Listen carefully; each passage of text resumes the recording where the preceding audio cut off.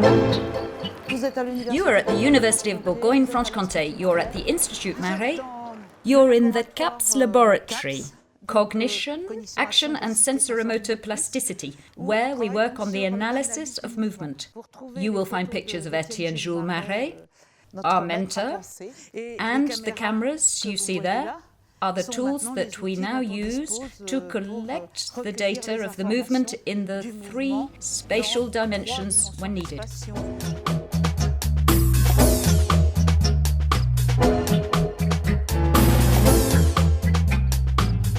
We are going to talk about brain, movement and music, so that you have a minimum basic understanding and to find out why suddenly we are here with this music, this tango, and that it looks like it's working.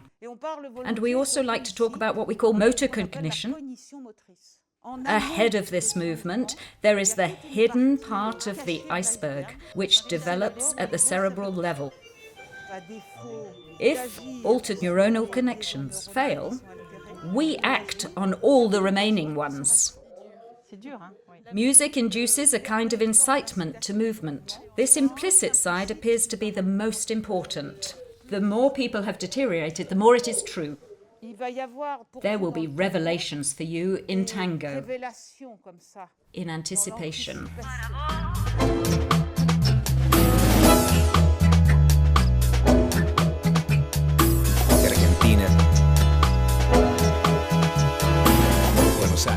We are going to work with a very important structure, the spine.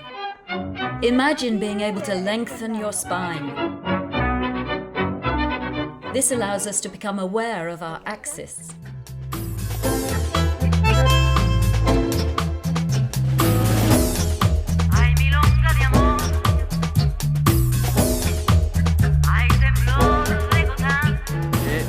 And Silvana is going to close her eyes, and we will do the same thing with one hand. We will change the body weight, and so she will follow. Can you feel how the other is moving? It's a skill for you when you accompany someone to be able to feel when he's out of balance. It gives you extra safety when accompanying people. It's more difficult to balance like this than if I just touch the ground. Remaining contact with the ground is very interesting.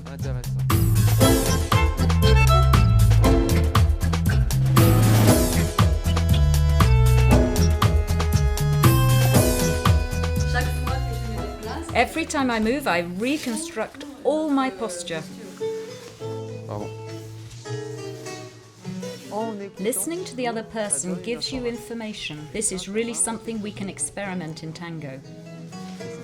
This is what makes tango the art of walking together.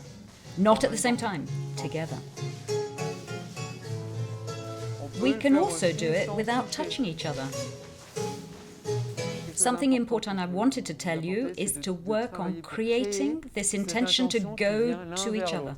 And tango allows that. There is a shared balance. Use this intention, your interest for the other person. Your mental attitude is really important. You must know what you want to do while listening to the other person, and that's not easy. This is what it's all about, all right? It is the way you establish relations with the other. After that, there are the steps, the ones we have, the ones we will learn later, the ones that do not exist yet.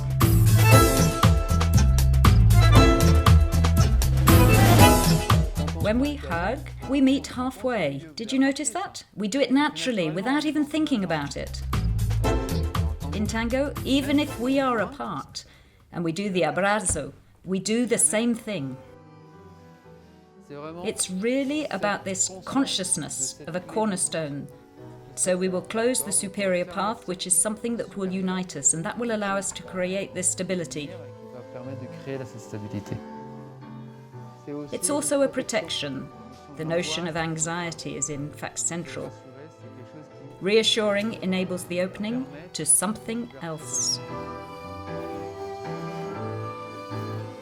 Let's split into groups of 3 or 4 where you want. Try to imagine what we have learnt today. put a small workshop together. Sans problème. Voilà, et en arrière.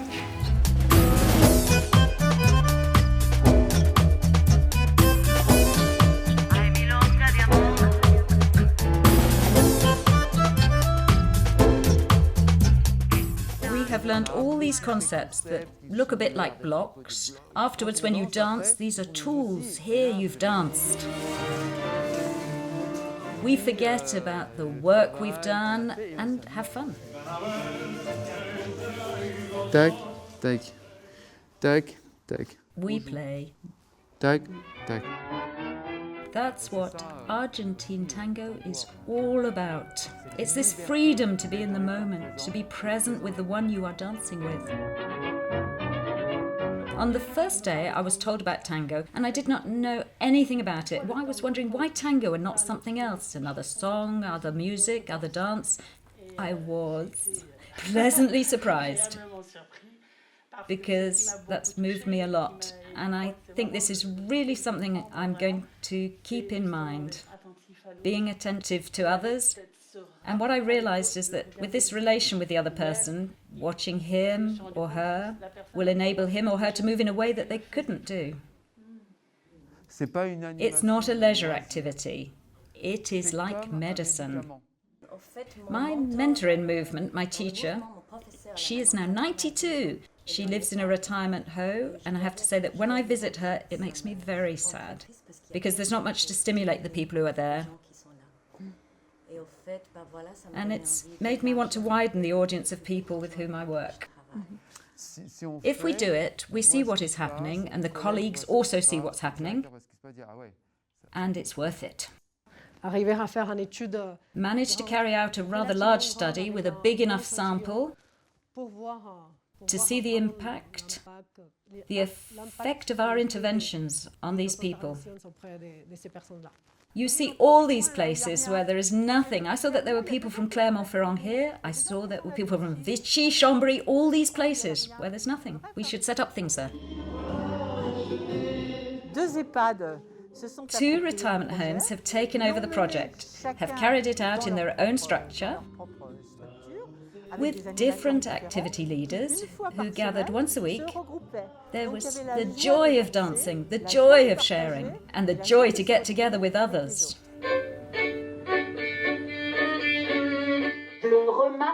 I even noticed a very tired lady, almost bedridden, for a moment, maybe 15 minutes, waking up, coming back to life, moving her arms, smiling. She looked at me wide-eyed. She communicated with me. In San Francisco, it's a day center. And what have we asked? Clarissa, from Buenos Aires, to carry out a workshop for people at home in San Francisco? Why not? New technologies are only tools, and then what do we put into it? In laboratories like ours, we started early enough to insert movement and to try to see how one who watches the movement reacts or is capable of learning from the observation on a screen. ¿Cómo se siente esta sensación cuando la hacen? Through this activity that can be pleasant, bring joy, certainly, we are in likelihood to be able to act retroactively on the function, maybe even on the structure within the framework of pathological aging.